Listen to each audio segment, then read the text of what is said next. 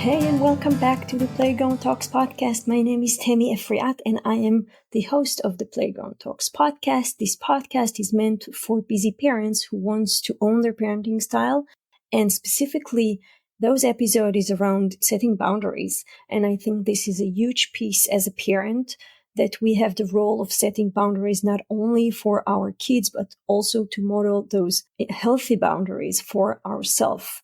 And so today we'll dive into what are intellectual boundaries.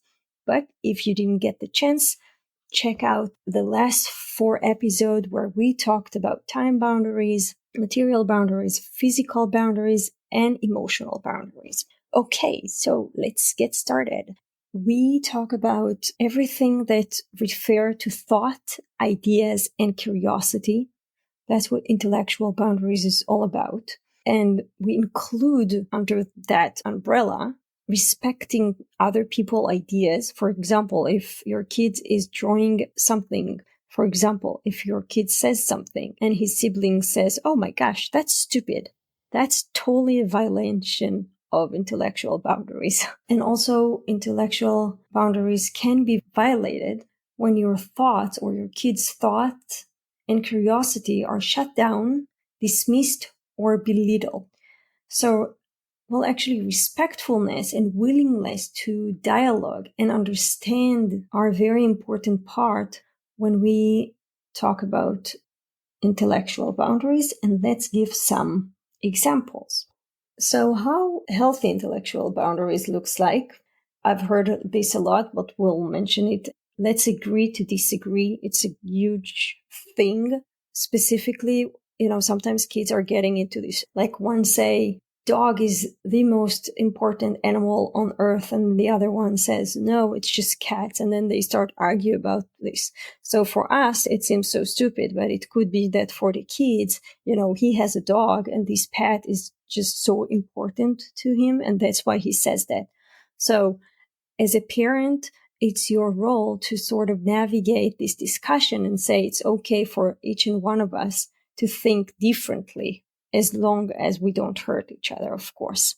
Anyway, there are situations where your kids might face some kids at school that might have some dismissive behavior. For example, you could say something about basketball, and this guy will come and say, "Oh my gosh, you have no clue what you're talking about. You have no clue what the rules are. Like, how could you possibly say something about that?" Or you're talking nonsense, or someone says this is a stupid idea, or something really cynical, such as, "Do you hear yourself?"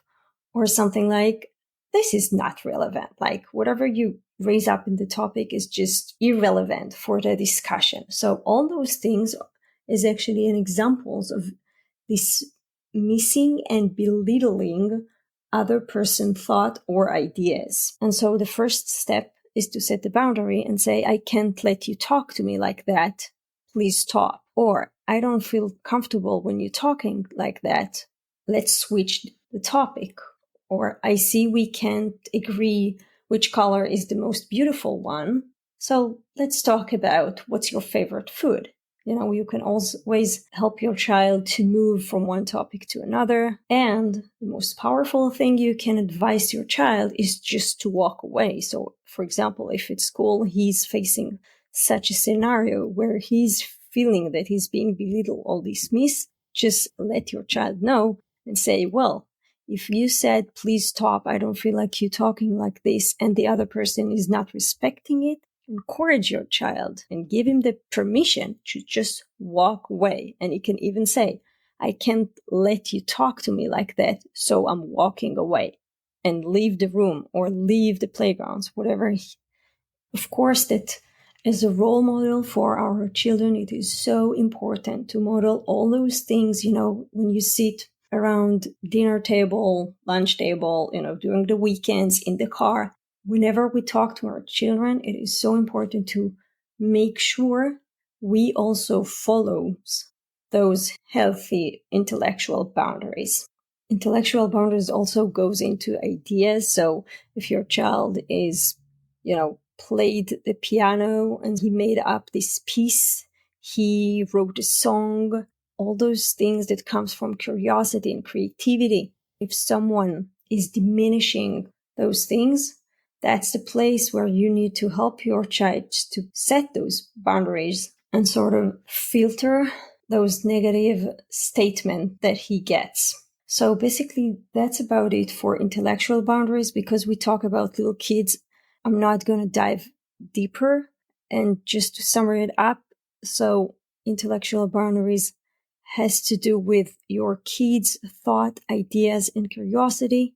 And healthy intellectual boundaries is when there is a mutual, respectful approach to one ideas.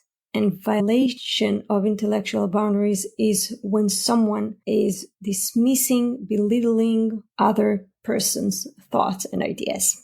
Okay, so this is actually the last episode around the type of boundaries, and I don't think it's really matter what specifically the type of the boundary is. The point is, whenever someone doesn't feel good about something, whenever your child is feeling that one of his boundaries was violated, encourage him to set the boundaries by saying no, or I don't like it, I disagree, or I will not, or I choose not to, or please stop it, or it hurts, or I don't like it when you touch me there, stop it. So all those kind of solid statement is a very important tool for your child to be able to advocate for himself and protect himself. And I was thinking this week, what's the difference between protect yourself to defend yourself? And I think that when you protect yourself, you do it from a more powerful state of point. You set the boundary and you say, no, that's not acceptable. Versus when you defend yourself, I'm thinking it's more when you already was bullied and then you are in a kind of weaker position. So my goal as a parent is to give my kids the tool to advocate for yourself and the awareness to recognize those places when those boundaries are being violated. So once again, highly recommend go back and listen to those 4 episodes and let me know what you think. I would love to hear that. That's it for today. If you want to dive in to your personal situation and share with me what's going on for you, I would love to hear. So go ahead and book your free 30 minutes. As always, treat yourself and your kids with compassion and curiosity. Bye.